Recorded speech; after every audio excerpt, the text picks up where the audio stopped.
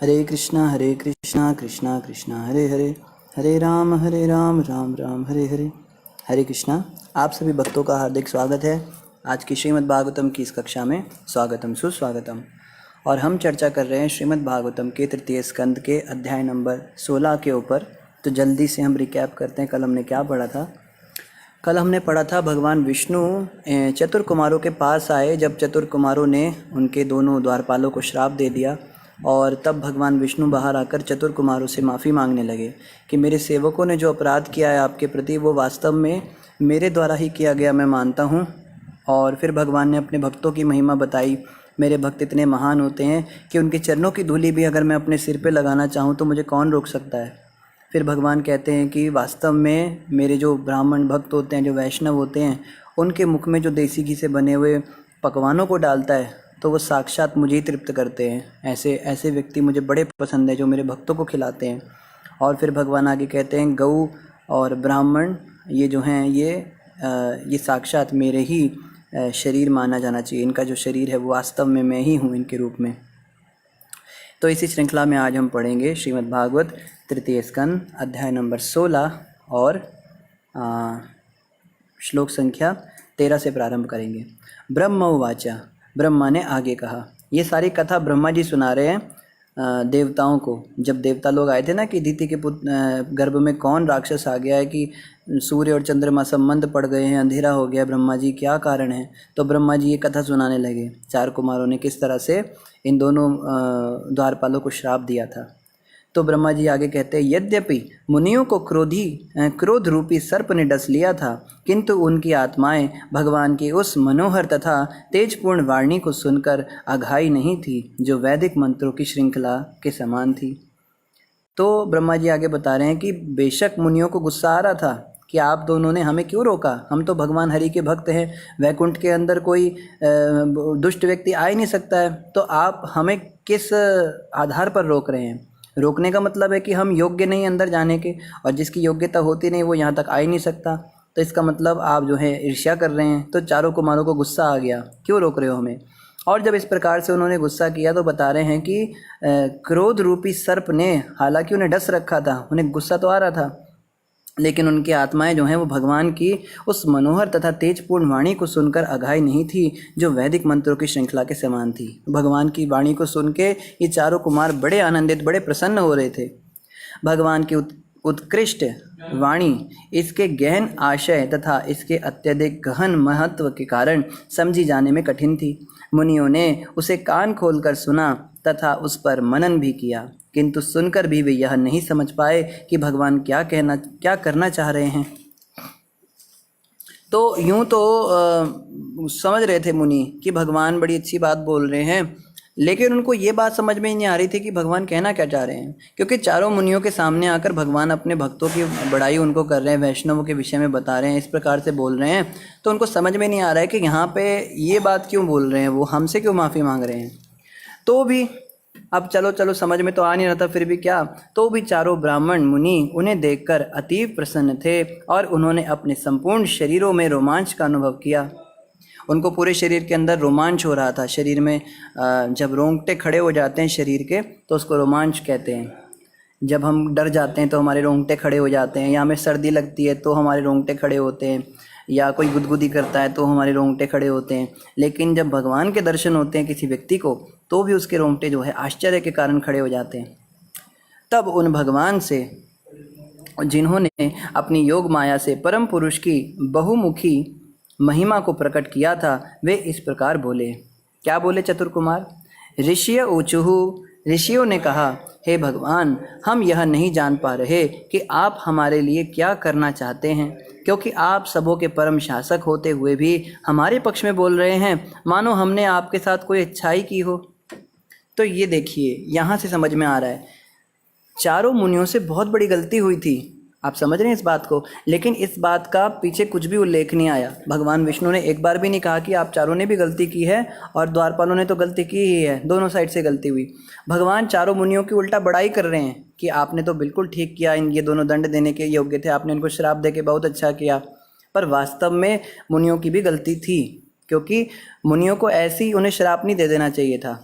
चलो आप मुनि हो, आप भक्त हो, लेकिन ये भी तो भक्त हैं जो सामने दोनों द्वारपाल खड़े हैं। तो भक्त जब भक्त से लड़ाई करते हैं, जब भक्तों की आपस में कहा सुनी हो जाती है, तो जो जो गुरु होते हैं या जो अथॉरिटी होते हैं वो क्या करते हैं, वो उस भक्त का पक्ष लेते हैं जो है उनके प्रति कम समर्पण रखता है। अभी जैसे कोई माँ होती है, ठीक है, तो सामान्य ये तरीका पहले होता था कि घर में जब कोई बहू आती है सास की, तो उसको सीधे नहीं वो डांटती है, क्योंकि सीधे अगर सास बहू को डांटने लगती है तो अच्छा नहीं होता। बहू जो है अभी नई नई आई है, तो सास को अगर बहू को कुछ मैसेज देना होता है तो वो अपनी बेटी को डांटती है। जैसे बहू ने जो है क्या किया, गलत तरीके से सब्जी पका रही है, तो सास कहेगी अपनी बेटी को, अरे तुझे ठीक से सब्जी पकानी नहीं आती, देख जला दी तूने। तो बहू समझ जाती है कि मुझे कह रही है, ये इसको नहीं कह रही है। तो ये तरीका होता था। तो गुरु वर्ग जो होते हैं वो उस भक्त को डांटते हैं जो उनके प्रति ज़्यादा समर्पित हैं, क्योंकि उस भक्त की अंडरस्टैंडिंग इतनी है कि वो समझ रहा है कि गुरु महाराज अगर मुझे डांट भी रहे हैं तो ये मेरे ही फ़ायदे के लिए है। और अगर वो और बड़ा चढ़ा होता है तो वो ये भी समझ जाता है कि इस समय गुरु महाराज मुझे डांट ही नहीं रहे हैं, वास्तव में वो दूसरे भक्त को बोल रहे हैं, पर उसको सीधे बोलेंगे तो उसकी श्रद्धा टूट जाएगी, वो चला ही जाएगा यहाँ से छोड़ के। इसलिए गुरु महाराज मेरे को ही बोल रहे हैं, मुझे ही बोल रहे हैं।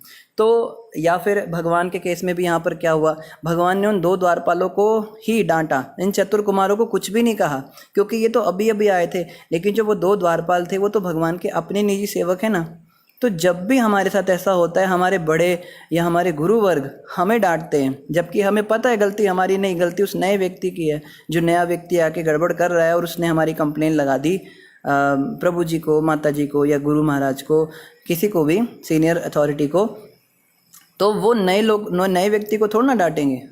नए को अगर डांटने लगे तो वो तो भाग ही जाएगा, वो तो नया है, वो तो गलती करेगा ही। वो हमें डांटते हैं, तुमने ऐसा क्यों किया, ये नए नए आए हैं, तुमको समझना चाहिए था। और हम आर्ग्यू करते हैं कि आपको तो हमेशा नए लोगों की दिखती है, आपको दिखता नहीं है मैं कितने सालों से सेवा कर रहा हूँ, मेरे से छोटी सी गलती हो गई तो क्या हो गया। लेकिन उस समय ये हमें यही सोचना चाहिए कि हमें इसलिए डांटा जा रहा है क्योंकि ये उसको डांट नहीं सकते, उसको डांटेंगे तो वो तो भाग ही जाएगा ना। तो इसलिए ये हमें ही जो है बोल रहे हैं, पर वास्तव में उन्हें भी पता है कि गलती हमारी नहीं है। ये समझने की बात है। और इससे क्या होता है, देखो इससे क्या होता है, चारों कुमार ने खुद ही स्वीकार कर लिया कि हे प्रभु आप क्या बोले जा रहे हो, हमें समझ ही नहीं आ रहा है, गलती तो हमने की है और आप इन्हें डांट रहे हो, और उल्टा आप हमें कह रहे हो हमने बहुत अच्छा किया। कैसे अच्छा किया, हमने तो बहुत गलत। अब ये चारों कुमार जो है ना खुद ही अपनी गलती बोलने लगेंगे।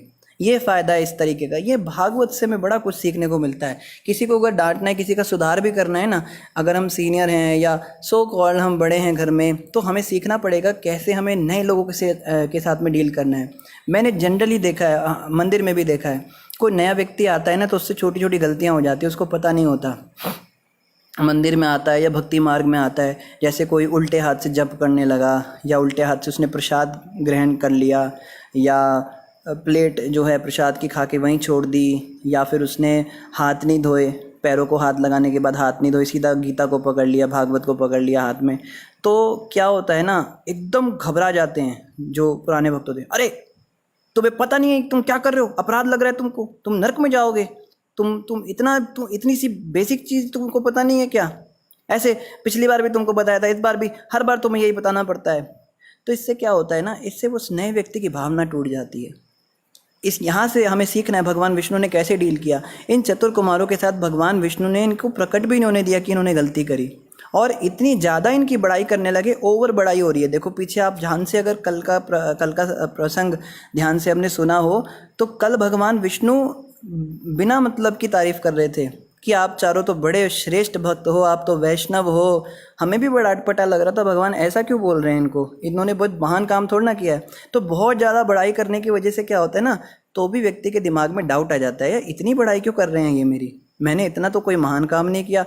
तो उनको समझ में आ जाता है कि लगता है ये जो है परोक्ष रूप से हमें समझाना चाह रहे हैं। और देखो यही होता है, इससे क्या होता है ना, इससे सामने वाला व्यक्ति खुद ही अपनी गलती को स्वीकार कर लेता है।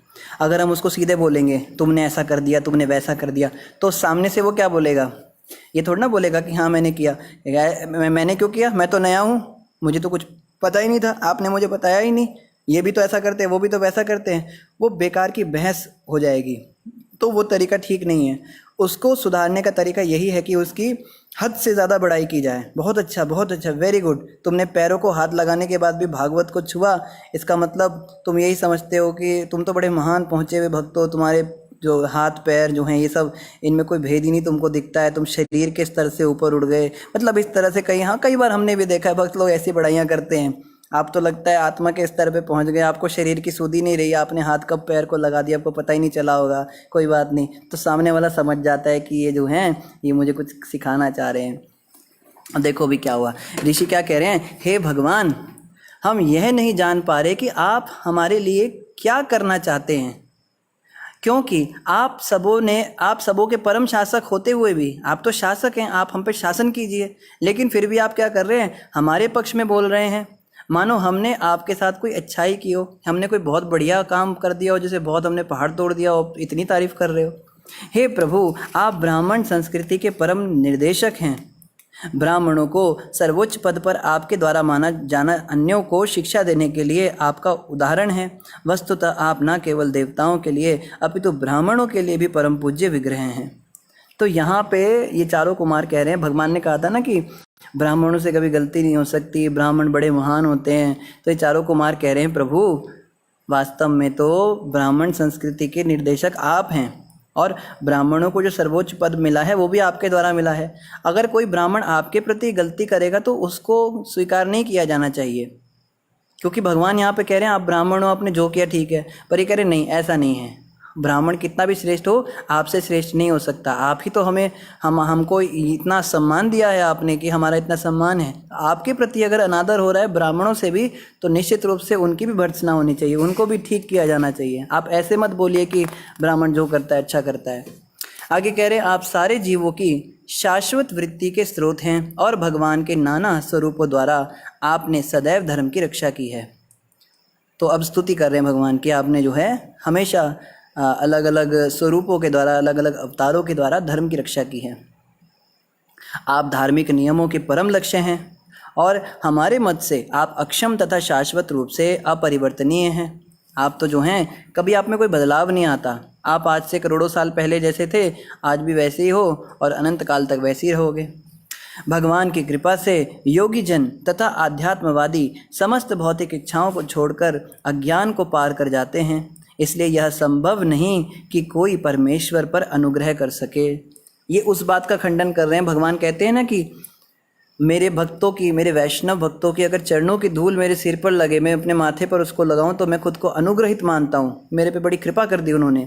पर यहाँ पे चारों कुमार इस बात का खंडन कर रहे हैं, आप पे कोई कृपा नहीं कर सकता, क्योंकि बड़े बड़े योगी ऋषि आध्यात्मवादी ये जो हैं ये भौतिक इच्छाओं को छोड़कर अज्ञान को पार करके आपकी कृपा से आपके पास आते हैं। इतने आप महान हैं, आप सब पे कृपा करते हैं, ऐसा कैसे हो सकता है कि कोई आपके ऊपर कृपा करे, कोई आपके ऊपर अनुग्रह करे, ये संभव ही नहीं है।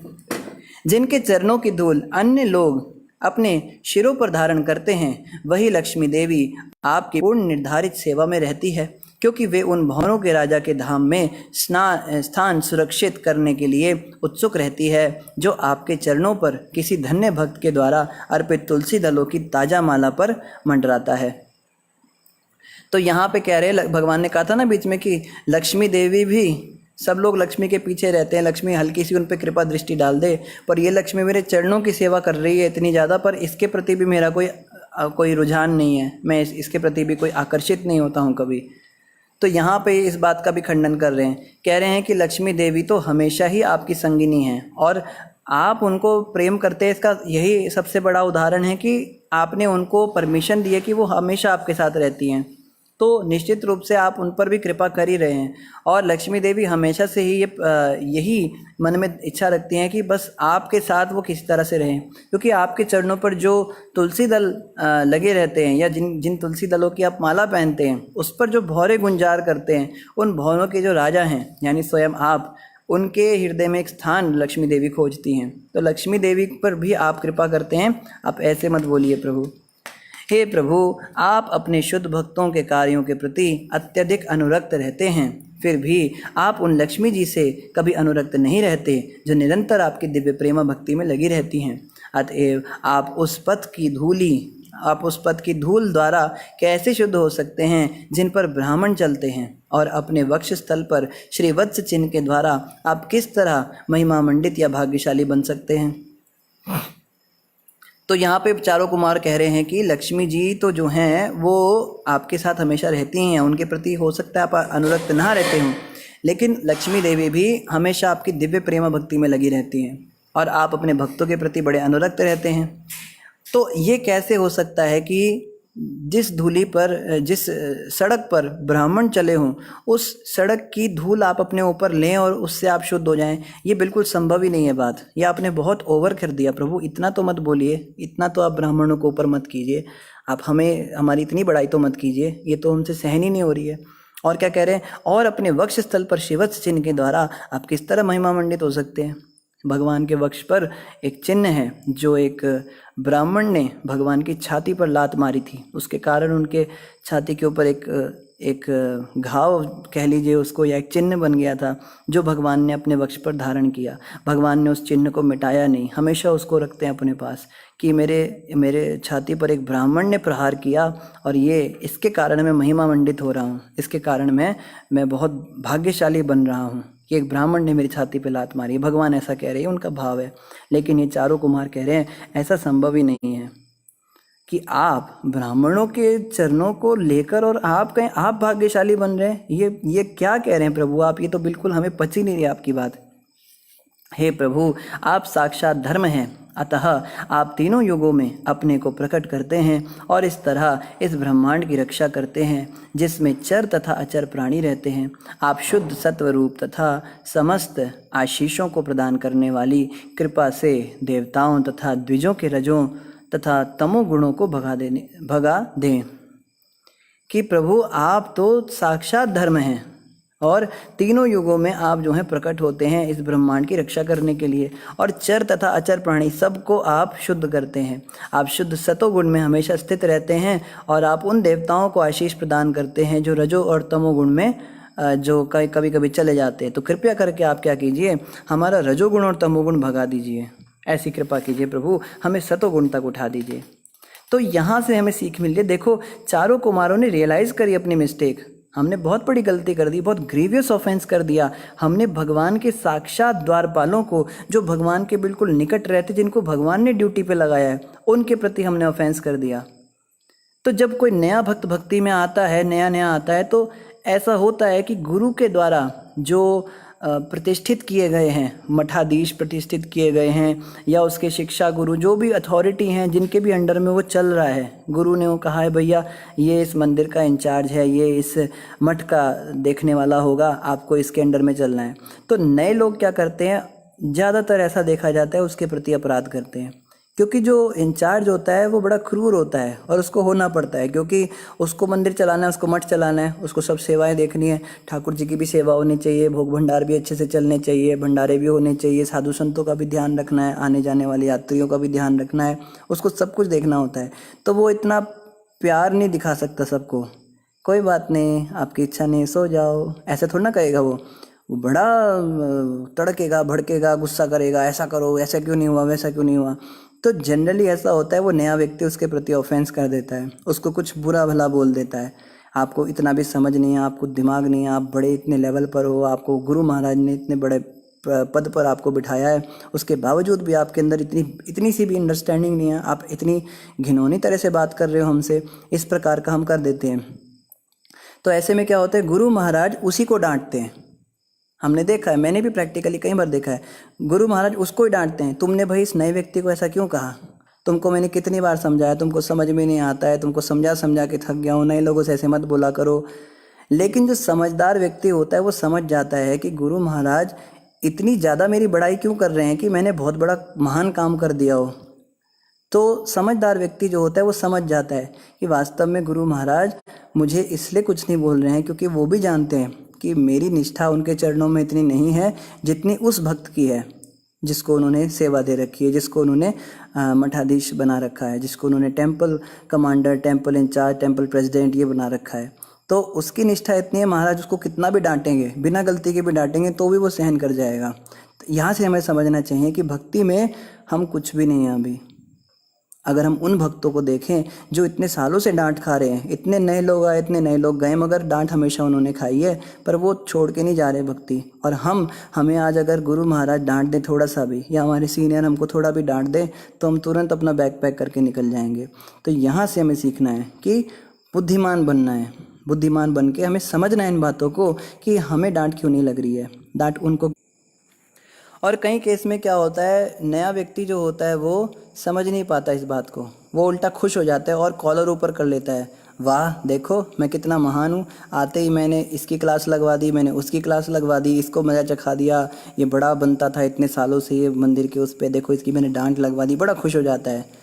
ऐसा व्यक्ति जो है वो अपराध कर देता है, वो फिर टिक नहीं पाता, फिर हम देखते हैं बड़ी जल्दी उसका पतन हो जाता है, भक्ति छोड़ के चला जाता है, मंदिर छोड़ के चला जाता है, हाँ गुरु से दूर हो जाता है, ऐसा हो जाता है।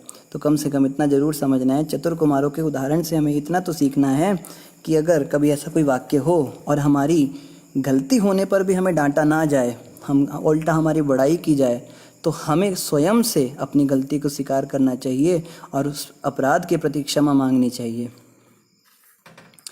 देखो आगे क्या कह रहे हैं, हे प्रभु आप सर्वोच्च द्विजों के रक्षक हैं, यदि आप पूजा तथा मृदु वचनों को अर्पित करके उनकी रक्षा न करें तो निश्चित है कि पूजा का शुभ मार्ग उन सामान्य जनों द्वारा परित्यक्त कर दिया जाएगा जो आपके बल तथा प्रभुत्व पर कर्म करते हैं। तो कह रहे हैं कि आप प्रभु, आप ब्राह्मणों के रक्षक हैं। अगर द्विजो मतलब, द्विज का मतलब होता है ब्राह्मण जिसका 2 बार जन्म हुआ। पहला जन्म तो माँ बाप से कुत्ते बिल्लियों का भी हो जाता है, लेकिन दूसरा जन्म केवल मनुष्य ले सकते हैं जो गुरु से होता है। गुरु जब शिष्य को दीक्षा देते हैं तो दीक्षा के साथ एक नया जन्म देते हैं, एक नया नाम शिष्य को मिलता है, उसका कुल बदल जाता है, वो हेड शेव कर लेता है, उसका सब कुछ बदल जाता है, उसका पूरा जीवन ही गुरु महाराज बदल देते हैं। तो ये जो शुभ अवसर है ये हर किसी के जीवन में नहीं आता, ये कुत्ते बिल्लियों के जीवन में तो नहीं आ सकता, ये केवल मनुष्य को ही ऐसा मौका मिलता है। तो ये बता रहे द्विजों के आप रक्षक हैं, ब्राह्मणों के आप रक्षक हैं। तो जहाँ ब्राह्मण गलती करते हैं तो उनको सुधारना भी आपका काम है, ये भी उनकी रक्षा है। और अगर आप पूजा और मृदु वचनों को अर्पित करके उनकी रक्षा नहीं करेंगे तो निश्चित ही पूजा का शुभ मार्ग उन सामान्य जनों द्वारा परित्यक्त किया जाएगा जो आपके बल तथा प्रभुत्व पर कर्म कर रहे हैं। तो जो लोग आपको फॉलो करेंगे, जो आपकी कृपा से कर्म कर रहे हैं, उन पर क्या असर पड़ेगा अगर आप इस तरह की बातें करेंगे कि ब्राह्मण मुझसे भी श्रेष्ठ हैं, उनके चरणों की मैं रज लूँ। वो लोग तो फिर कहेंगे कि ब्राह्मण तो भगवान से भी श्रेष्ठ हैं, तो वो जो हैं आपकी पूजा छोड़ के ब्राह्मणों की पूजा शुरू कर देंगे, और ब्राह्मण जो हैं फिर गलत कर्म करेंगे, उनका शोषण करेंगे, वो भटक जाएंगे, फिर क्या होगा, सारा समाज बिखर जाएगा। तो आप ऐसे मत कीजिए प्रभु, आप इस तरह की बातें मत करिए।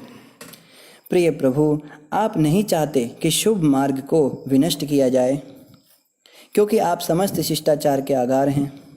तो बता रहे हैं कि भगवान जो हैं सारे एटिकेट्स के बिल्कुल आगार हैं, समुंदर हैं। भगवान के अंदर सारे शिष्टाचार हैं, जो सामान्य, जो कहते हैं ना बेसिक एटिकेट्स होने चाहिए, मैनर्स होने चाहिए, गुड मैनर्स और बिहेवियर होना चाहिए, कंडक्ट होना चाहिए, उन सब के भगवान खान हैं, उनकी गुणों की खान है भगवान के अंदर। बहुत सारे शिष्टाचार ये सब भगवान से ही आते हैं। और आप क्या करते हैं, आप कभी नहीं चाहते कि सही मार्ग कभी विनष्ट किया जाए, कि सही चीज़ जो संसार में हो रही है, जो सही प्रिंसिपल संसार में चल रहे हैं, आप कभी नहीं चाहेंगे कि वो ना हो। जैसे सच बोलना चाहिए, ये प्रिंसिपल टूटे, ऐसा भगवान तो कभी नहीं चाहेंगे ना। भगवान तो कभी नहीं चाहेंगे कि मांसाहार बढ़े, मदिरापान बढ़े। भगवान तो हमेशा यही चाहेंगे कि लोग एटिकेट्स वाले बने, मैनर्स वाले बने, सब सम्मान करें एक दूसरे का। तो आगे देखो क्या कहते हैं, आप सामान्य लोगों के लाभ हेतु अपनी बलवती शक्ति से दुष्ट तत्व को विनष्ट करते हैं। आप जो हैं, जो भी व्यक्ति दुष्ट होता है, जो एटिकेट्स और मैनर्स के अगेंस्ट जाता है, जो भी व्यक्ति गलत चीज़ें समाज में फैलाता है, जो असुर, इनको असुर कहते हैं। असुर का मतलब क्या होता है, असुर का मतलब होता है जो लोगों को भगवान से दूर ले जाए, जो इस तरह का प्रचार करते हैं कि गॉड डज नॉट एग्जिस्ट, भगवान नाम की कोई चीज़ ही नहीं है, हम तो पत्थरों से आए हैं, लाइफ केम फ्रॉम मैटर, और जो दुनिया है ये बिग बैंग फटने से बनी है, भगवान कहाँ से बीच में आ गए। इनको असुर कहा जाता है, जो नास्तिकता का प्रचार करते हैं, दुनिया को गुमराह करते हैं। और यहाँ पे 4 कुमार कह रहे हैं कि ऐसे दुष्ट तत्वों को आप अपनी बलवती शक्ति से विनष्ट कर देते हैं। तो भगवान श्री चैतन्य महाप्रभु इस कलयुग में अवतरित हुए और उन्होंने इस हरिनाम संकीर्तन से क्या किया, ऐसे दुष्ट लोगों के अंदर की दुष्टाई को ही समाप्त कर दिया। पहले के युगों में क्या करते थे ना, भगवान असुरों को मारते थे। रामचंद्र जी ने रावण को मारा, और भी दंडकारण्य में कितने सारे असुर मारे थे, बाणासुर को मारा था, और भी बड़े असुर मारे थे। और भगवान कृष्ण ने तो कितने सारे असुर मारे थे, बड़े सारे असुर। कंस तो चलो मेन था, उसके अलावा भी अगासुर, बकासुर, पूतना, कितने सारे मारे थे। तो कलयुग में जब महाप्रभु अवतरित हुए तो उनके जो बड़े भाई बलराम जी के अवतार थे, नित्यानंद प्रभु, महाप्रभु स्वयं कृष्ण के अवतार हैं, कृष्ण ही हैं।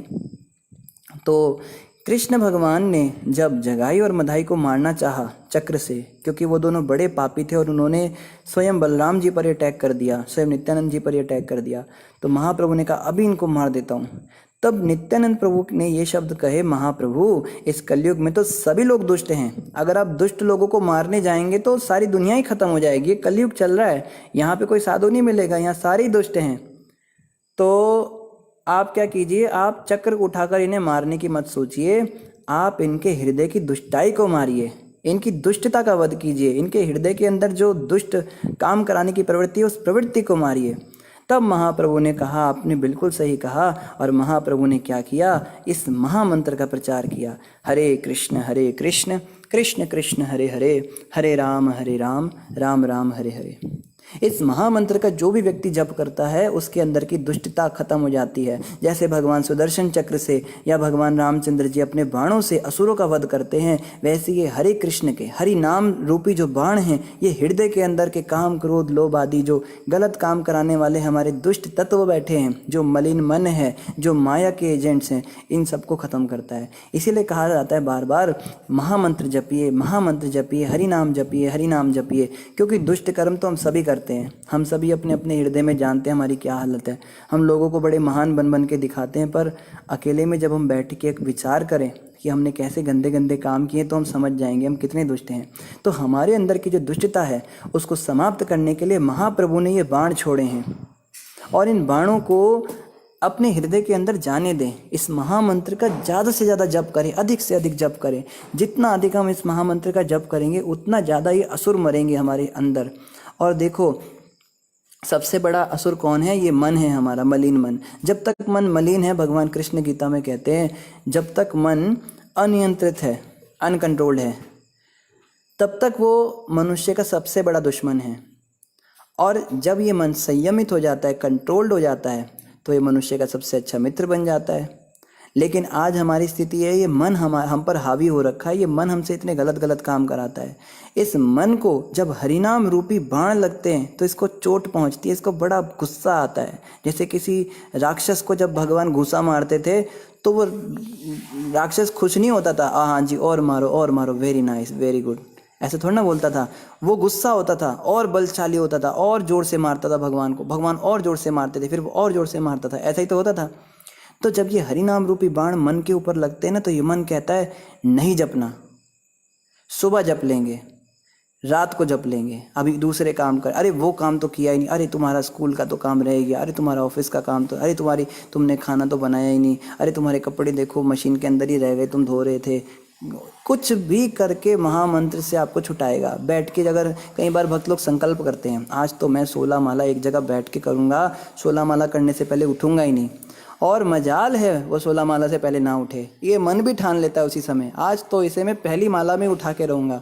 मन इतनी सारी दलीलें देगा, भगाएगा, घुमाएगा, फिराएगा, दुनिया भर की बातें याद दिलाएगा। ऐसी ऐसी बातें जप करते हुए याद आती हैं जो कभी याद नहीं आई, मतलब। और जप करते समय ऐसा लगता है अगर ये काम अभी नहीं किया तो सृष्टि बंद हो जाएगी, हाहाकार मच जाएगा जीवन में। तो इस प्रकार से मन जो है ये असुर की तरह कोशिश करता है इन बाणों से बचने की, कैसे भी करके मुझे महामंत्र ना जपना पड़े, ये महामंत्र मेरे को मार देगा, मेरी दुष्टताई को मार देगा। तो ऐसे समय पे भक्तों को क्या करना चाहिए, हरे कृष्ण कृष्ण कृष्ण हरे हरे, हरे राम राम राम हरे हरे, महामंत्र जपते रहना चाहिए।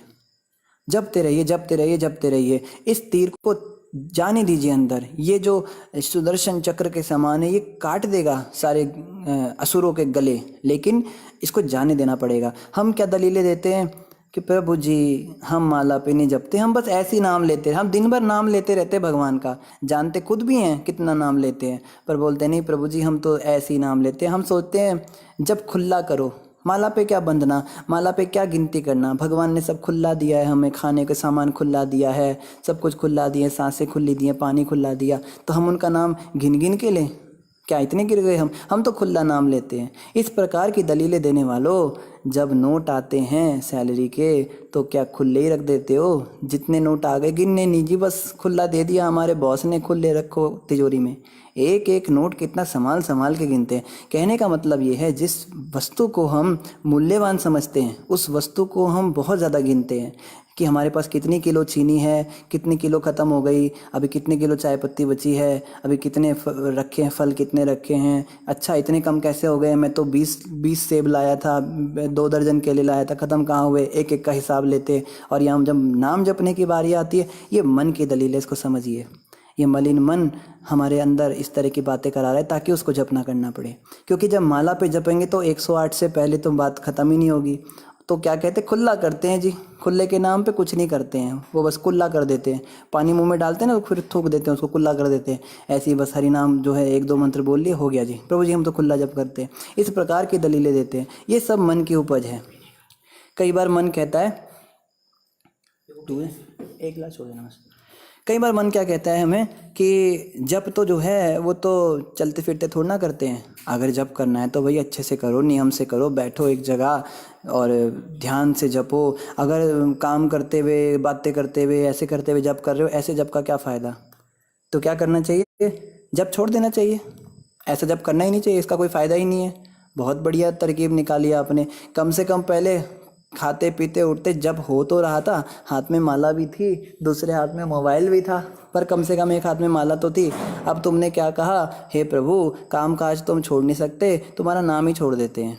वाह भैया, अगर तो आपको इतना बुरा लग रहा है कि चलते फिरते बातें करते हुए जप नहीं करना चाहिए, अगर इतना ही मन में ग्लानि हो रही है, तो बातें करना बंद करो ना, चलना फिरना बंद करो ना, जप एक जगह बैठ के करो ना। ये क्या बात हुई कि हम जप ही करना छोड़ देते हैं? वेरी नाइस, मन जीत गया। मन इस तरह की दलीलें देता है, इस बात को समझिए। तो यहाँ पे जो हम समझ रहे हैं, ये जो कह रहे हैं चतुर कुमार कि आप अपनी बलवती शक्ति से दुष्ट तत्वों को विनष्ट करते हैं, लेकिन उन दुष्टों को मारने के लिए हमें भी रेडी होना पड़ेगा। हमारे हृदय के अंदर जो अनर्थ बैठे, काम क्रोध लोभ आदि, अगर हम ही नहीं चाहेंगे उनका वध हो तो भगवान भी क्या कर सकते हैं। इसलिए आप सभी से मेरी करबद्ध प्रार्थना है, आप महामंत्र अवश्य जपिए, माला पर जपिए, गिनिए उसको कितनी माला की है, कल इतनी की, आज और ज़्यादा करनी है, परसों और ज़्यादा करनी है। जब गिनती नहीं करेंगे तो ज़्यादा कम का हिसाब ही नहीं होगा। हिसाब होना चाहिए ना आध्यात्मिक जगत में भी, कि कल मैंने 2 माला की, अब आज मैं 3 करूँगा, परसों 4 करूँगा, कम से कम इतनी माला तो करूँगा ही करूँगा। तो पता रहता है कि चलो इतनी कर रहा हूँ, आज मेरी हुई नहीं। खुले में क्या ऐसा है वैसा है, इस तरह की बातें हो जाती हैं। आगे कह रहे, आप तीनों सृष्टियों के स्वामी तथा पूरे ब्रह्मांड के पालक हैं, अतएव आपके विनीत व्यवहार से आपकी शक्ति घटती नहीं, प्रत्युत इस विनम्रता द्वारा आप अपनी दिव्य लीलाओं का प्रदर्शन करते हैं। तो ये चतुर कुमार कह रहे, प्रभु आपने जो इतनी विनम्रता दिखाई हमें कि आप झुक गए हमारे आगे और हमसे माफ़ी मांग रहे, उल्टा हमको आपसे माफ़ी मांगनी चाहिए, आपके द्वारपालों से हमने ऐसा बोल दिया, उल्टा आप हमसे माफ़ी मांग रहे हैं। इस विनम्रता के कारण आपकी कोई ख्याति कम नहीं हुई है, उल्टा आपकी ख्याति और ज़्यादा बढ़ गई, आप और महान साबित हो गए। इतने बड़े होकर भी आप इतने विनम्र बने रहे। और एक और बात समझने की है, इस पूरे वाक्य में दोनों जो द्वारपाल थे वो चुपचाप खड़े रहे, वो नहीं बोले क्या भगवान विष्णु नारायण भगवान क्या बोल रहे हैं आप, हमें तो आप, हम सोचते थे आप हमसे प्यार करते हैं, आप क्या बात कर रहे हैं, आप इनकी बड़ाई कर रहे हैं, हमने गलती करी, आप बताइए आपने हमें यहाँ खड़ा क्यों किया। आप एक बात बताइए, अगर आपको लगता है कि वैकुंठ में जाने से किसी को रोकना नहीं चाहिए तो गार्ड्स रखे ही क्यों? द्वारपाल का मतलब होता है कि द्वार पे रक्षा करो, रक्षा अगर करनी ही नहीं किसी से तो फिर हमें क्यों खड़ा किया आपने? या आप इनकी बात कैसे मान रहे हैं? ये तो कह रहे हैं कि गार्ड रखने की जरूरत ही नहीं है और आप इनको कह रहे हैं बिल्कुल सही कह रहे हो, तो हमें रखा क्यों था आपने? दोनों ने कुछ नहीं बोला, एकदम चुप होके खड़े रहे। जो भगवान कहते वही सही है, हमारी गलती है मान लिया। जो गलती ना होने पर भी गलती मानता है ना, वो महान व्यक्ति होता है। जो व्यक्ति गलती होने पर भी गलती स्वीकार करता है उसको सत्यवादी व्यक्ति कहते हैं, कि बड़ा अच्छा व्यक्ति है, गलती मानता है। लेकिन जो गलती ना होने पर भी गलती माने, वो बहुत महान भक्ति हो सकता है भगवान का, और कोई हो नहीं सकता। और जो व्यक्ति गलती होने पर गलती भी ना माने और उल्टा दूसरे की गलती लगाए, उसको क्या कहते हैं? आप ही बताइए क्या कहते हैं, हम क्या बताएं। हे प्रभु, आप इन दोनों निर्दोष व्यक्तियों को या हमें भी जो दंड देना चाहेंगे उसे हम बिना द्वैत के स्वीकार करेंगे। हम जानते हैं कि हमने दो निर्दोष व्यक्तियों को श्राप दिया है। तो अब इनको जो है रियलाइज़ हो गया, भगवान की जो तरकीब थी काम कर गई और इन चारों ने सामने से ही माफ़ी मांग ली, हे प्रभु हमने बहुत बड़ी गलती की। ये दोनों पूरी तरह निर्दोष थे, इनका कोई भी गलती था ही नहीं। हम सीधे अंदर घुसे जा रहे थे, आपने इनको खड़ा कर रखा इसी काम के लिए, इन्होंने हमें रोका तो क्या गलती करी? तो हमने गलती करी, इसलिए आप अब हमको जो भी श्राप देना चाहें, जो भी आप हमको ये देना चाहें, दंड देना चाहें, उसको हम स्वीकार करेंगे। We should be punished for what ever mischievous work we have done. हमने जो भी ये घिनौना काम किया है, जो भी पागलपन किया है, अपने गुस्से में आकर अपने आप को काबू नहीं कर पाए, अपने क्रोध को नियंत्रण नहीं कर पाए, इसके लिए आप जो भी हमें उचित दंड देंगे, जो भी आप हमें पनिशमेंट देंगे, विल एक्सेप्ट इट, हम उसको स्वीकार करेंगे। अब सुनते हैं श्री भगवानुवाचा, भगवान ने क्या कहा इतनी सारी बात सुनने के बाद। अब देखो भगवान क्या कहते हैं, बड़ी समझने की बात है। श्री भगवान ने उत्तर दिया, हे ब्राह्मणों, यह जान लो कि तुमने उनको जो दंड दिया है वह मूलतः मेरे द्वारा निश्चित किया गया था, अतः वे आसुरी परिवार में जन्म लेने के लिए पतित होंगे, किंतु वे क्रोध द्वारा वर्धित मानसिक एकाग्रता द्वारा मेरे विचार में मुझ में दृढ़तापूर्वक संयुक्त होंगे और शीघ्र ही मेरे पास लौट आएंगे। तो भगवान ने अब जाके सस्पेंस खोला। देखो चारों कुमार भी सोच रहे थे कि हमसे कैसे गलती हो गई। पहले तो द्वारपाल सोच रहे थे हमसे कैसे गलती हो गई, जब चारों कुमार उनको कह रहे थे कि तुमने ऐसा किया वैसा किया, तुमको श्राप देते हैं, तो दोनों कन्फ्यूजन की स्टेट में थे, बहुत कन्फ्यूज हो गए थे कि हम वैकुंठ में रहते हैं, आज तक तो हमसे कोई गलती नहीं हुई, आज हमसे इतना बड़ा गलती कैसे हो गया कि हमें श्राप मिल रहा है, वैकुंठ के अंदर ये सब कैसे हो गया, यहाँ पे कैसे हमारे अंदर जो है हमसे गलती हो गई। चलो उनका वो तो बेचारे थे ही कन्फ्यूजन में, फिर भगवान ने आके चार कुमारों को और कन्फ्यूज कर दिया। फिर भगवान ने उनको ऐसी बात बोली, अब चार कुमार सोच रहे हमसे कैसे गलती हो गई, हम तो महान भक्त हैं भगवान के, हम तो हमेशा भगवान की समाधि में रहते हैं, ये गलती हमसे कैसे हो गई कि हमने निर्दोष व्यक्तियों को श्राप दे दिया। तो अब भगवान ने राज खोला। भगवान ने क्या कहा, जो कुछ भी हुआ है ना, ये सब मैंने ही सोच रखा था, ये सब मेरा ही प्लान था, मैं चाहता था ऐसे ऐसे हो। तो दोनों रिलैक्स हो गए, चारों कुमार भी रिलैक्स हो गए और दोनों द्वारपाल भी रिलैक्स हो गए। कारण क्या था? अब कोई प्रश्न करे भाई भगवान ने ऐसा क्यों किया, इन दोनों को श्राप क्यों दिलवाया? अगर भगवान चाहते थे कि ये दोनों संसार में चले जाएं तो सीधा ही फेंक देते, तो वो भगवान कैसे रह जाएंगे? भगवान का एक नाम है लीलाधर। भगवान बड़ी अनोखी लीलाएं करते हैं जो कोई भी समझ नहीं पाता है, बड़ा सस्पेंस क्रिएट कर देते हैं। तो अब भगवान कहते हैं कि ये सब कुछ जो है मैंने लीला घटित करवाई है क्योंकि मैं चाहता था। इसका भी जो जवाब है ना, ये हमको थोड़ा और पीछे जाना पड़ेगा।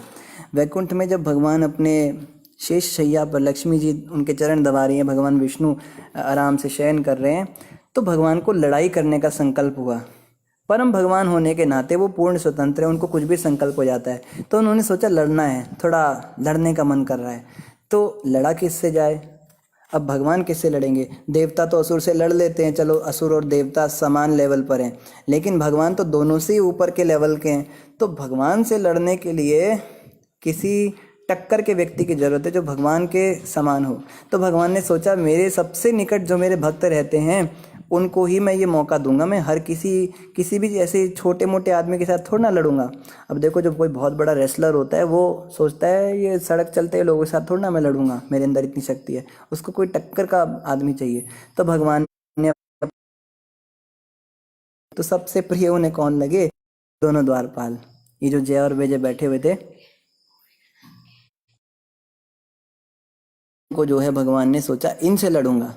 उनको चुना गया था इस काम के लिए, नहीं तो वैकुंठ में इतने सारे और भी भगवान के भक्त रहते थे, पर भगवान उन दोनों को महान समझते थे विशेष रूप से, इसलिए भगवान ने उनको चुना और इस तरह की घटना घटवाई कि कैसे लड़ूंगा। अब ये इनको जाके सीधा बोलूं, हाँ भाई जय, अब सीधे उनके पास जाते भगवान कहते हाँ भैया थोड़ा आओ जरा अखाड़े में, आज थोड़ी कुश्ती हो जाए, तुम्हारे साथ फाइटिंग करूँगा मैं, जरा थोड़ा लंगोटी डाल के आओ और मालिश करके आओ शरीर पे, और आओ आज थोड़ा थोड़ा दो हाथ हो जाएं। तो कभी मानता? संसार का कोई भी भक्त नहीं मानेगा भगवान से लड़ने के लिए। अरे जिनकी हम चरणों की सेवा कर रहे हैं, जिनकी पूजा कर रहे हैं, जो हमारे आराध्य देव हैं, उनसे कोई लड़ना चाहेगा भला? तो भगवान विष्णु ने सोचा सीधा इनके पास जाऊंगा तो ये दोनों तुरंत मना कर देंगे। तो ये सब जो है लीला भगवान ने रची। अब भगवान ने कहा देखो श्राप के अनुसार क्या हुआ, देखो ये बता रहे ना, वह मूलतः मेरे द्वारा निश्चित किया गया था, मैंने ही ये सब निश्चित किया था। अतः वे आसुरी परिवार में जन्म लेने के लिए पतित होंगे। अब ये दोनों जो हैं ये असुर बनेंगे। आपने तो जो श्राप दिया उसके अकॉर्डिंग इनको संसार में जाना पड़ेगा। अब ये असुर परिवारों में जन्म लेंगे और इतने महान असुर बनेंगे क्योंकि मेरे भक्त हैं, ये एक्स्ट्रा ऑर्डिनरी हैं। तो ये जब असुर का रोल निभाएंगे, ड्रामा करेंगे असुर का, उसमें भी एक्स्ट्रा ऑर्डिनरी होंगे। और क्या होगा, किंतु वे क्रोध द्वारा वर्धित मानसिक एकाग्रता द्वारा मेरे विचार में मुझ में दृढ़तापूर्वक संयुक्त होंगे। ये जो हैं ये मुझे कभी भूलेंगे नहीं। याद है ना, 2 द्वारपालों ने रिक्वेस्ट की थी चतुर कुमारों से कि आपको जो श्राप देना है प्रभु आप दीजिए, संसार में हमें जाने के लिए आपने बोला ठीक है, पर आप इतनी कृपा कीजिए भगवान को कभी ना भूलें।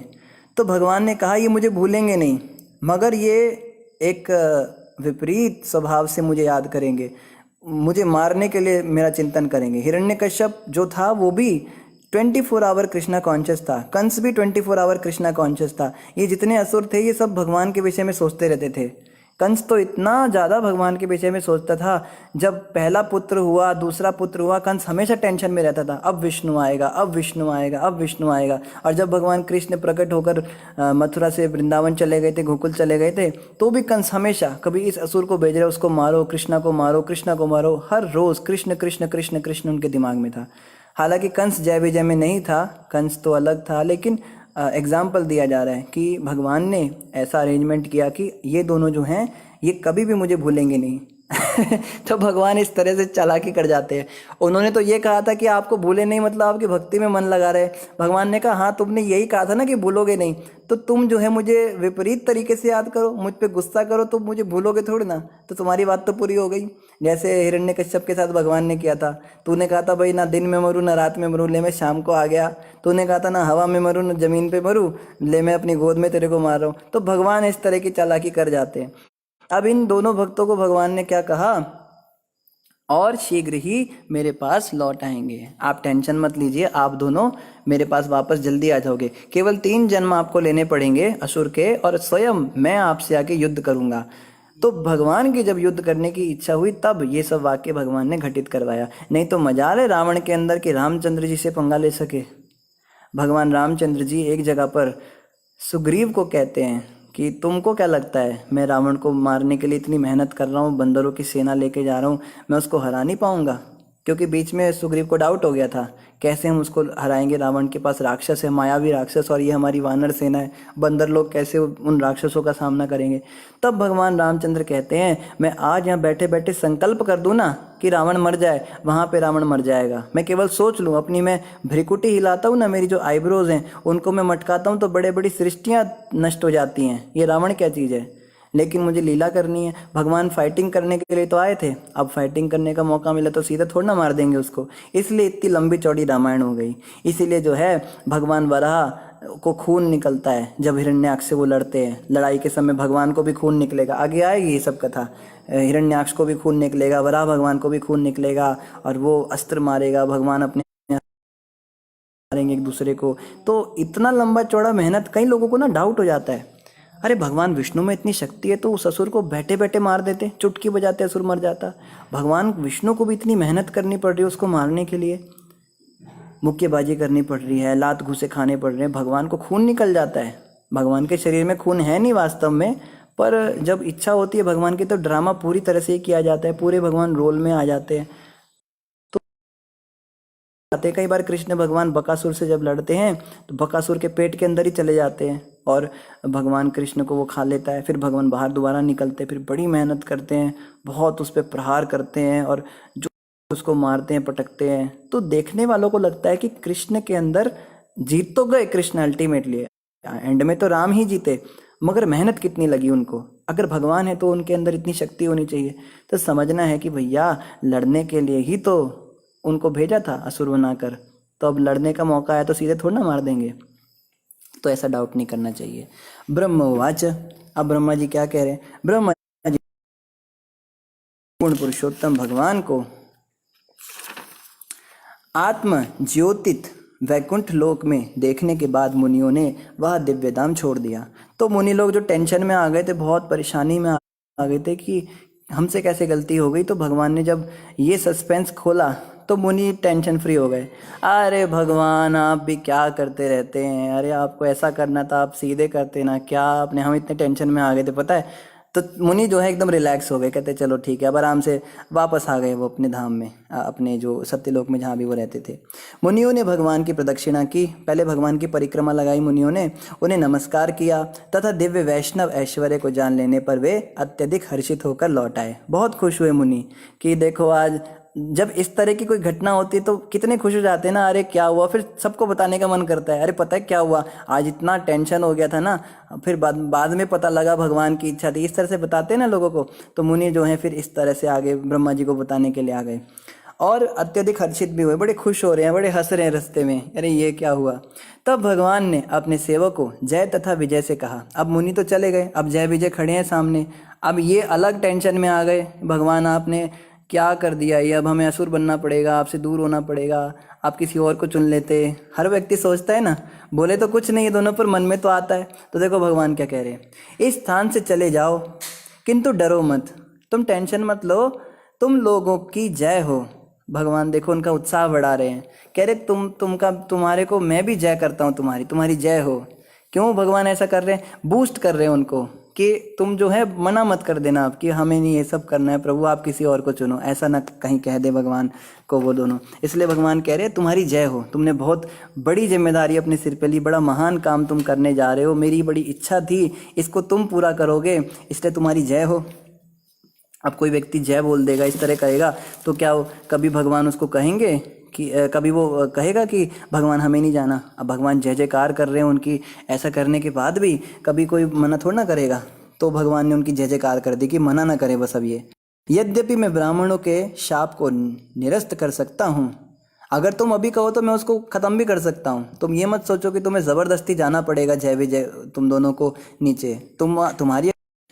तो इस प्रकार से भगवान कहते हैं मैं चाहूँ तो अभी उन ब्राह्मणों के शाप को निरस्त कर सकता हूँ, किंतु मैं ऐसा करूँगा नहीं, क्योंकि मैं चाहता हूँ कि तुम लोग जाओ, ये मेरी इच्छा है। अगर तुम कहो तो मैं कर भी दूंगा, पर मैं ऐसा नहीं करना चाहता।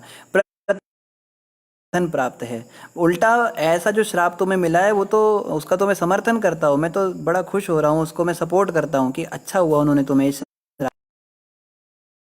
कहने का यही भाव है भगवान का। वैकुंठ से यह प्रस्थान लक्ष्मी जी ने पहले ही बतला दिया था।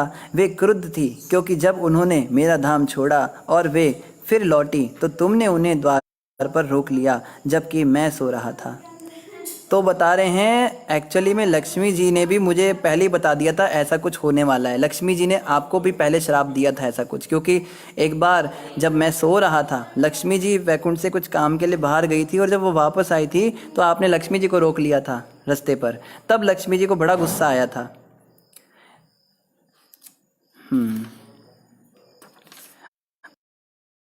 भगवान ने जय तथा विजय नामक दोनों वैकुंठ वासियों को आश्वस्त किया। फिर भगवान और प्रोत्साहन दे रहे हैं कि देखो, क्रोध में योगाभ्यास द्वारा तुम ब्राह्मणों की अवज्ञा करने के पाप से मुक्त हो जाओगे और अत्यंत अल्प अवधि में मेरे पास वापस आ जाओगे।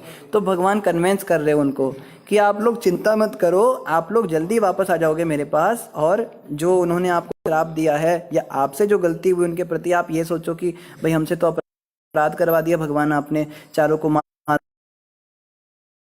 आपकी इच्छा थी जो भी थी, पर ब्राह्मण तो हमसे नाराज हो गए ना, उनका तो अपराध हमको लगेगा ना। तो भगवान कह रहे तुम चिंता मत करो, उनका कोई अपराध नहीं लगेगा, तुम उससे मुक्त हो जाओगे और मेरे पास तुम जल्दी जल्दी वापस आ जाओगे, इस बात की मैं गारंटी तुमको देता हूँ। तो देखो यहाँ से समझ में आता है भगवान किसी पे जोर ज़बरदस्ती नहीं करते। भगवान चाहे तो ज़बरदस्ती भी कह सकते थे, हे जय विजय चलो निकलो जाओ तुम असुर बनो, मेरी इच्छा है। लेकिन भगवान तानाशाह नहीं है, भगवान ऐसे जो हैं कभी किसी पे ज़बरदस्ती नहीं करते।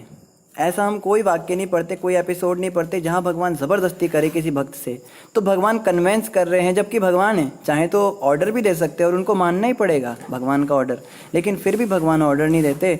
भगवान हमारी जो हमें स्वतंत्रता दी है उसका आदर करते हैं, क्योंकि भगवान ने ही हमें स्वतंत्रता दे रखी है। तो अगर हम भगवान इस तरह के काम नहीं करते, भगवान जो हैं हमेशा हम पर कृपालु रहते हैं।